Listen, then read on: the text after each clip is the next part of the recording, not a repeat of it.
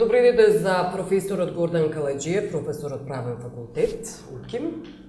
Говориме, се разбира, топ тема, најжешката тема во целиот овој период, особено на преговарачката маса, е името на јавниот обвинител, неговата функција, на кој начин тој би делувал. И токму сте вие еден од најкомпетентните кој би можел да говори за оваа област, но јас првото прашање би го врзала со вчерашното интервју на професорот Денко Малески. Тој е прилично песимист која станува збор за функционирањето на јавниот обвинител. Колку и да најдете вели човек со дигнитет, со интегритет, која сака сопствената држава и професијата, сепак политичката култура на луѓето кои се во судскиот систем, значи судиите, вклучувајќи ги обвинителите, но тој го стави акцентот на судиите, покажува дека имаме покорна политичка култура, дека се субмисивни, дека никогаш не го кренале гласот всушност во контекст на критики, тогаш кога се говори дека се прилично партизирани послушници на владеачката партија.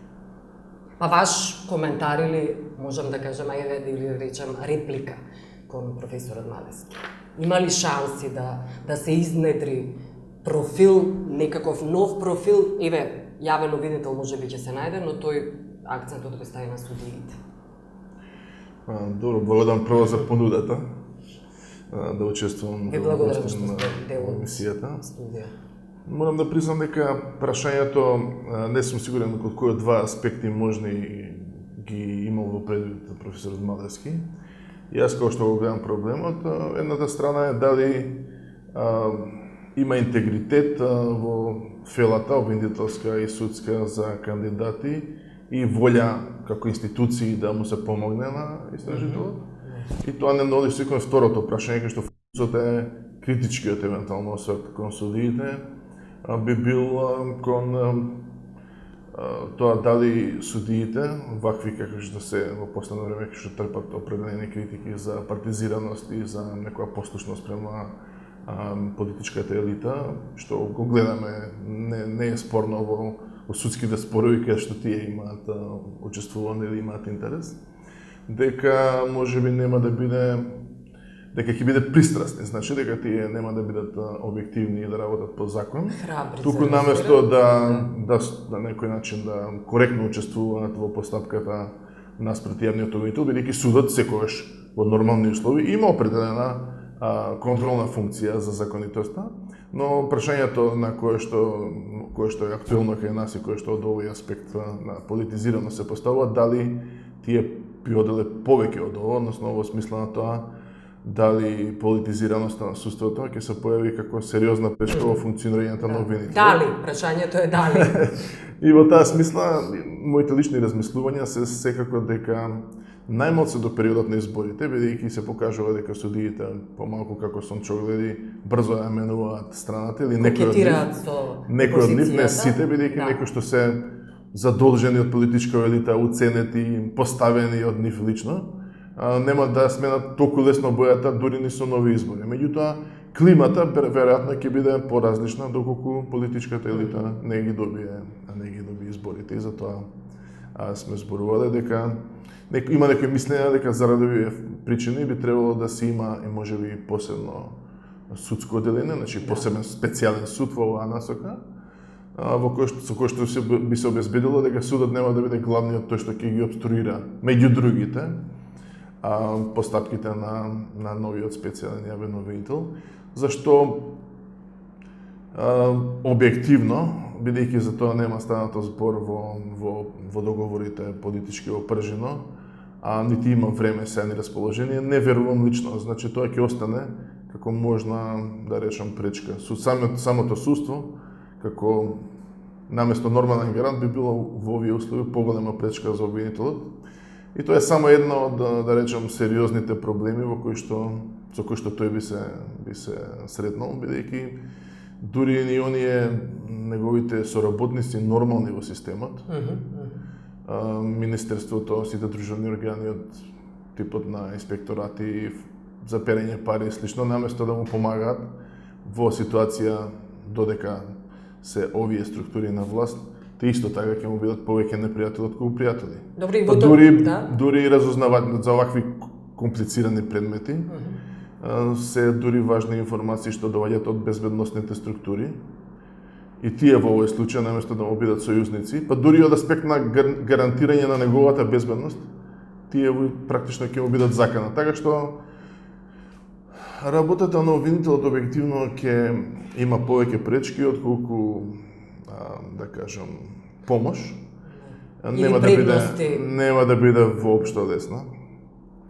И во тој случај, во ваков контекст на и констелација на вакви испреплетена цела мрежа инфраструктура, има создадена владеачката партија, споменавте од безбедносни структури, судство, обвинителство и така натаму. Можно ли е и опозицијата и дел од странскиот фактор да дадат еден вид гаранции и за обвинителот, но и за судската фела? Да разговараат со нив, да понудат некакви гаранции дека нема да ќе бидат вршени притисоци и влијанија несомнено, вие не се сомневате?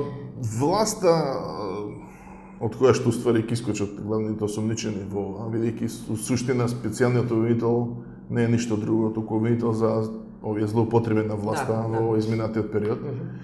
Во услови каде што тие се уште се на власт, не само што ќе има проблеми со целокупната државна структура и ќе нема своји алатки, што инаку во нормални услови би ги имал, како што обвинителство да ги има во нормални случаи.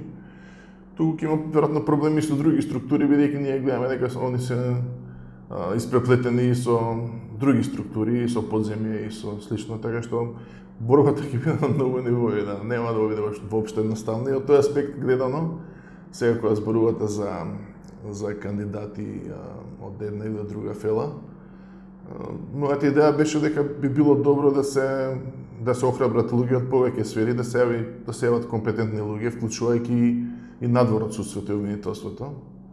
Гледам денеска во интервју судиката од Страсбург, Мирјана се преферира тоа да бидат суди обвинители. И од практиката, не од академската фела. Сметате ли дека е вашето име се споменува и веќе на самиот старт кажав, еден од најкомпетентните се споменува дека сте можен потенцијален човек кој би седел на оваа тема. Доволна ли академската фела? Од добрите професионалци во обвинителството. Тоа се разбира работа која што бара и искуство во таа област. И јас искуства поголеми во таа област во практична работа немам, но ми е позната ми и структурата и задачата, бидејќи на академски план и на законодавен план се бавам со тоа, што секако не е доволно.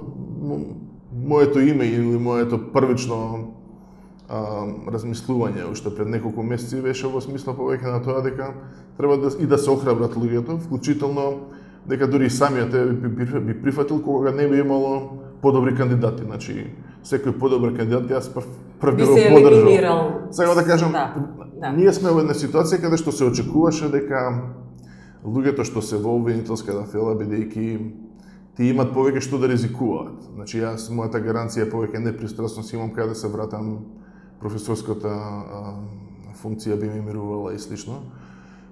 Тоа е, да речеме, една покомотна позиција од аспект на обвинителите, кои што доколку останат истата структура на власт, тие дури формално да можете, како што предпоставувам ќе се обезбеди во законот, да ги имаат истите функции слично, многу тешко ќе биде за практичарите кои ќе бидат вклучени како обвинители, не само специјалниот и неговите помошни сустојни обвинителите со него. И оние што би работеле во неговиот истражен тим, бидејќи тој не може, мора да има собствен истражен тим, бидејќи рековме дека не може да се очекува од МВР и од другите дека ќе соработуваат, бидејќи имаат конфликтни интереси во даден случај. Сите тие имаат поголем проблем кога ќе се вратат на старата работа, доколку остане политичката власт ваква каква што е. И од тој аспект, објективно, да речеме, аргумент во оваа насока беше и нашето искуство од минатото. Ние знаеме дека на конкурсот за јавен обвинител на Република Македонија се јави единствено Марко Зврдевски со амен, веројатно, тоа е повеќе или помалку јавна тајна на политичката елита.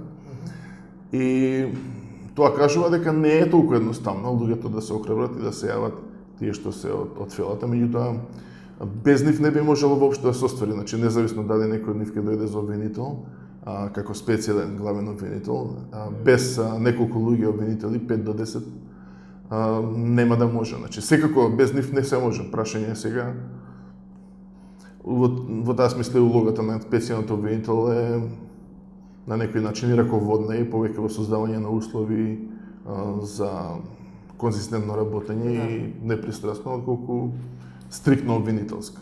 Добро. И постојано го споменувате зборот, терминот да се биде храбар.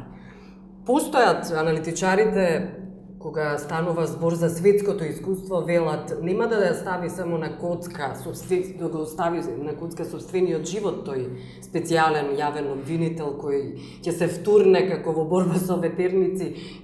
Искуството покажува низ историјата и во Италија, например, како завршуваат таквите јавни обвинители, тие буквално се отстрелани и убиени, значи не е само на коцка вашето или животот на јавниот обвинител, туку и на целото семејство и би требало да бидат под целокупна 24 часовна заштита низ целиот тој период. Тој и семејството, дури да не се знае каде престојуваат, односно живеат и така натаму. Па ја би сакал да верувам дека и мојата лична проценка е дека тоа не е кај нас до таму, иако не може да се тврди, бидејќи ние имавме случаи на мистериозни убиства и дел од нив остана неразјаснети, за кои што се шпекулира дека стојат разузнавачки структури и политичката елита, така што не е исклучено. Она што ова го чини помалку веројатно баш буквално за некаква елиминација или не знам, екстремни форми на притисок, се помалку веројатни во ситуација каде што сега фокусот на меѓународната заедница е врз работата на оваа институција на Македонија е малку поголем, така што верувам дека е малку потешко да се заскријат тие политички, да речеме, убиства. Да. Мене лично не ми е многу страв за тоа. Добро. Добро, кога сме кај владеачката партија, постојат некакви информации дека не сакаат, одбива да биде донесен закон, специјален закон за јавен обвинител, како тој би функционирал, туку инсистираат да има некакви анекси подзаконски акти, што опозицијата го отврла како можност. Па, дали е неопходен? Тезата на првичната на ВМРО е неприфатлива од аспект на тоа што самиот договор подразбира обезбедување на гаранции за определена автономија. Како тоа ќе се изведе, значи дека и треба да се направат законски измени и услови за тоа, нема сомнение. Јас лично сум приврзаник на посебен закон, затоа што посебен закон значи од една страна и гаранција дека оваа институција со работите што ги носи заедно со себе, гарантирање на таа независност без да има директна контрола на повисоките јавни обвинители и од привремен карактер. Значи не би сакало институцијата да прерасне во некоја Франкенштајн, во некоја институција без контрола. Од секогаш моите залагања во смисла на правната држава биле главните по луѓето на контрола, она што американци го кажат checks and balances, дека не треба да има органи со посебни овластувања без никој да ги контролира. Што досега беше во нормални услови, значи тоа ќе остане судството и собранието како контрола. Единствена контрола која сега се елиминира доаѓа од карактерот на проблемите на Македонија, на политичка зависност на институцијата, на самото обвинителство се мисли, и затоа идејата дека овој обвинител привремено нема да има контрола на повисокото обвинителство доаѓа од специјалните околности и е добро да се врзе на адхок. Кога што знам, опозицијата форсира друга идеја, трета идеја, а тоа е овие измени додатни закон за јавно обвинителство, кој што има па своји предности, но и мани. Значи, главната предност на посебниот закон е тој адхок карактер и во кој што може да барате и други посилни овластувања, а може да ги групирате овластувањата и од други закони, например закон овластувања што се врзани со закон за кривична постапка, особено е важно за истражните центри, бидејќи во Закон за јавно обвинителство не се уредуваат истражните центри, туку се уредува само изборот на обвинителите, а тоа е помалиот проблем. Поголем проблем е да се обезбеди екипа што ќе врши истрагите, кој што ќе биде клучна, лишена од оние нормални, да речем, сите помошни алатки во државата. И голема предност во таа специјална смислена специјална закон би било и буџетот. Ако одите низ посебен буџет, бидејќи во обвинителството, да завршиме со ова прашање, во обвинителството има еден буџет, немате посебни и тука буџетот е многу реална пречка, бидејќи очекувате пречки дека ќе му се прават на обвинителот, е многу добра пречка да ги зафркавате, да немаат пари за вештачење, за ништо, за плати, за да ги демотивирате, да немаат други можности за да ги понижувате едноставно, да. Значи тоа е едниот аспект, другиот аспект би бил, велам, ова врзано со другите закони. Она што е предност на идејата на обвинителството или што претпоставувам они очекуваат е дека со измени во Закон за обвинителство би се ублажило проблемот на она што беше во прво време истекнувано на евентуално на уставноста на институцијата, бидејќи Уставот зборува за единствен орган, а понатаму законот уредува од тоа единство како произлегуваат принципи на хиерархија и субординација, кои што веќе во Законот за обвинителство и одамна веќе не се обвинителство, дека одамна не е хиерархиска организација од војнички тип. Со помош на италијаните, ние некако преку ноќ, морам да кажам, обвинителство не ни беше во фокус на реформите, се одвиваше некако на колатерална, да речам, патека. И тука се провлекуваат доста модерни решенија во обвинителството, благодарејќи на тоа што главниот проект странски беше низ Италија, они имаат најдобри решенија и од таму дојдоа идеите за самостојност на секој обвинител наместо заменик. Значи ние она единство и хиерархија веќе со тој закон се елиминираат, да. Секој обвинител е уствари надлежен обвинител за неговиот случај, се друго е над него контрола. Значи тој не постапува во име на никого. Да. И во самиот закон контролата веќе е релативизирана на општи упатства. Значи и во самиот закон за обвинителство има забрана за конкретни упатства по конкретни предмети. Така што од таа смисла гледано, дури ни имаме добри закони. И во тој закон би можело да се оствари добар степен на самостојност на специјалниот, со тоа што формите на контрола кои што доаѓаат преку контрола на конкретни предмети не се вистински проблем за обвинителот во смисла дека тие ќе му дават упатства, повеќе се опасни за во дадениот случај врховниот обвинител и политичката елита не се условно кажано непријатели, така што тие што ќе дојдат до контрола од предметите со конкретен увид во предметите можат да ги откријат информациите за тие доказите што се собрани, сведоците евентуално што се планираат и слично. Добро.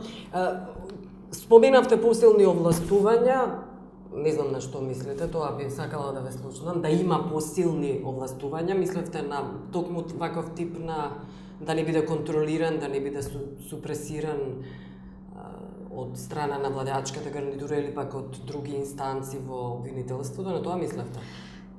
Овластувањата углавно се сведени на со овие измени што се преговараат, се сведени на ова на можноста на директна контрола, што е опасно само ради оддавање на овие. Инаку објективно неговите овластувања ќе бидат помали од овие што се редовни, бидејќи тој де факто нема да може да користи посебни истражни мерки кои треба да одат преку судовите. Заштита на сведоци. Затоа што да речеме за заштита на сведоци одлучува совет кој што е веќе поставен и врз кој што претпоставувам елитата и МВР имаат контрола. Луѓе се поставени, вие не можете да барате дека сега вие барате систем за заштита на сведоци кој што би бил, да речеме, со соработка со странство, без овој што е законскиот во Македонија или паралелен. Тоа е све веќе комплицирано. Па како тогаш ќе работи без посебни истражни мерки кои ги споменавте, без заштитни сведоци? Како може да се покренуваат обвиненија, се прави воопшто никаква професионална истрага? Околу линките за прислушкување. Тоа не доведува до проблемот дека не треба премногу да очекуваме. Добро. Значи, не може да се очекуваат чуда. Дел од криминалот сигурно нема да биде откриен. Објективно од работата на обвинителот ми е јасно од напред нема да биде задоволен никој вистински.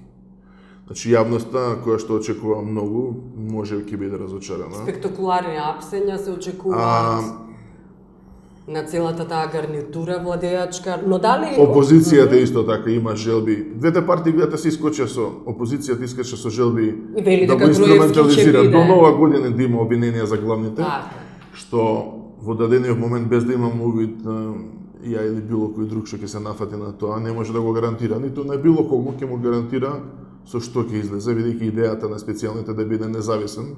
И не може да се испорачаат желбите на опозицијата. Желбите гледам денеска во медиумите на позицијата е да нема пријави до избори. Значи, гледате, они се калкулираат со политичките нивни желби. Едните сакаат да има брзи резултати, за да заради изборите, не заради правдата. А овие ги исклучува. А овие барам до избори да нема ништо, а би сакале никогаш да нема ништо. Добре, нормално е да. И сега тие алатки се значи доста зависи од тоа што веќе како доказ има во овие разговорите, од каде што може да се бараат други докази. А многу ќе зависи од меѓународната соработка. Добре, дали со јавниот обвинител, освен на оној тим кој го споменавте, 10-15 луѓе, ќе работи со некакви странски експерти? Секојдневно ќе бидат вклучени во овие истраги? Не секојдневно, сигурно не. Добро. Колку може да добиете од меѓународна помош, тоа напред никој не може да ви го вети. Значи, јас знам... Да се инициира тогаш, зависно од други случај на случај. Да речеме, познати се искуствата од Хрватска. Они не беа многу задоволни од меѓународната соработка. Добија некои сметки за Санадер од американски банки, за кои што тие дознаа. Од Австрија никогаш ништо не добија. Од германските податоци од Лихтенштейн нисто не им дадоа никакви податоци дали има Санадер или било кој друг од таа мрежа од која што работеа. Имаше прилично сметки кои беа замрзнувани на семејството. Значи генерално се незадоволни од меѓународната соработка, е под ниво на тоа што го очекуваат. Да. Запленати беа и околу случајот со Санадер, се сеќавате на оние фотографии или видеа како се заплеменуваа слики, која билам слики, мислам на уметнички дела, дека бил колекционер, љубител на најголемите врвните хрватски мајстори. Па Јас сега могу да кажам, црни вречи беа запленувани и други. Во Македонија објективно. Дали такви слики ќе гледаме ние во овој случај? Не можам да кажам однапред, можам да кажам само тоа дека нашиот случај е покомплициран. Прават споредби, да речеме, американците со случаите на Никсон. Дека па Никсон исто остана на власт, додека работеа против него, но Америка има институции кои што се демократски и кои што не се комплетно политизирани. Значи, кај нив дури мали сомневања за определена пристрасност доведуваат до овие потреби во неколку случаи за користење на специјален обвинител. Но немате вие држава со искуство од нормалните држави, ја не знам за друго, да имате оваа ситуација каде што имате борба на специјалниот обвинител со целата државна машинерија. Тоа е да речем, во добар дел изгледа малку и како невозможна мисија. Затоа и реков Дон Кихот. Не, што може да се откажете? Мојата лична поддршка на целата идеја е дека ова се едни од последните битки за Македонија како правна држава. Ја лично не би сакал да живеам во држава во која што ќе стане нормално криминалот, ако оваа власт добие на избори и никој ништо не одговара. А каква ќе биде таа држава во која што ќе биде нормално да има корупција, таа нема да има просперитет ни на домашен план, ни на меѓународен, ниту кои вредности ќе владеат во општеството. Добре, самиот премиер Груевски славодобно најавува, вели дека ќе победат на изборите, се гледа и тој дека ќе биде дел од тој изборен процес. Така го гледате ли премиерот Груевски? Тоа е исто застрашувачки. Значи, кој е тој политички лидер фатен во определени злоупотреби и криминал, кој не само што не понесува политичка одговорност, него сака тоа да го втемели во еднината на државата и таа да стане таква држава. И во собствената си. Ја не сакам таа да живеам во таква држава, не сакам лица кои што се со таков товар за корупција и за кои што најмалку треба да има политичка одговорност. Значи, ова што го слушнаме е најмалку за политичка одговорност. Друго е прашањето дека за правна одговорност ни требаат друг тип на докази, но најмалку за политичка одговорност ова беше страшно. И тоа е, мислам, дека мотивот на луѓето кои што би застанале за оваа идеја, колку и да е таа невозможна мисија, е ова дека тоа се едно од историските битки веројатно за Македонија. И така ја го чувствувам како некоја одговорност историска повеќе отколку лична. Добро, и како би изгледал првиот или првата недела на јавниот обвинител, дали веднаш би побарал еден вид на експертиза да се види дали се автентични тие аудио снимки? Ќе кажат видео. Па нема да се почне одма со предпоставувам мислам дека се губи време со тоа што кандидатите се остават за на крај. Затоа што кандидатите имаат би требало ќе да поминат низ некоја фаза на мини преговори за нивните услови. Собирањето на тимот, обвинители и истражниот тим, кои се луѓе 20-тина, 30-тина, обезбедувањето на услови за нив после. Тоа е предолг процес, еден период во кој што ако планирате, предпоставувате дека ќе имате обструкции, додека да профункционира, ќе бара определен период. А тој се устоличува на 15 септември, така? На 15 септември предпоставувам ќе биде изборот само на обвинителот. Бидејќи тој треба да ги предложи обвинителите и тимот, да се избори за тимот, за буџетот, за условите за работа, да преговара и со странците за меѓународна соработка и слично. Меѓународната соработка не е проблематична и меѓу друго што таа во нормални услови се одвива по канали кои што се на државен план веќе установени со меѓународни институции, за МВР преку Интерпол, за обвинителство преку Евроджаст и слични институции. Сега малку дури проблем како ќе обезбедите вие паралелна меѓународна соработка. Дури не сум сигурен тоа колку лесно и како ќе се изведе, но мора на некој начин да се обезбеди, бидејќи тие еден од главните контакти во меѓународната соработка се од организиран криминал и лично обвинител Јован Илиевски, кој што е еден од алатките, да кажем, на власт, во која што ние заради недоверба сега воопшто зборуваме за нов обвинител. И тука нема да има лесно вода. Значи, изгледа во јавноста се прикажува дека прилично романтично изгледа борбата и приказната ќе заврши со именувањето и ликот на јавниот обвинител, а уствари ќе почне борбата да се создаде вистинска екипа. Тој сам ништо не може да направи. Можеби не екипата нема да искачи со големи резултати. Значи ние тука сега не би имале со големи ветувања. Ние ако не веруваме дека ќе искочи успешна работа, никој нема да се нафате. Меѓутоа некои ветувања од напред за тоа кога и како ќе се заврши работата е многу неблагодарно. Затоа и прерано на главните критики се дека е прерано е датумот предложен од страна на особено странците, се говори дека притискале да биде сепак април, денот на изборите. Денот на изборите? Ја лично месецот на изборите. Не би сакал да размислувам. Неколку месеци се во прашање. Не би сакал да размислувам воопшто идејата на обвинителот да се врзува со изборите и политичките цели. Значи тој сака да ќе има политички некои импликации на неговата работа, но мислам дека секој што ќе се нафати за обвинител не треба да му бидат тие приоритети, ниту да исполнува било какви желби, туку да гарантира законитост и фер судење во крајна линија, барем од неговиот аспект, колку што може. Така што прерано е да се зборува за ова, но велам мислам дека малку се упростуваат работите и се верува јавноста дека ќе се постави обвинителот и тој од утре ќе направи нешто. Да. Јас благодарам професоре што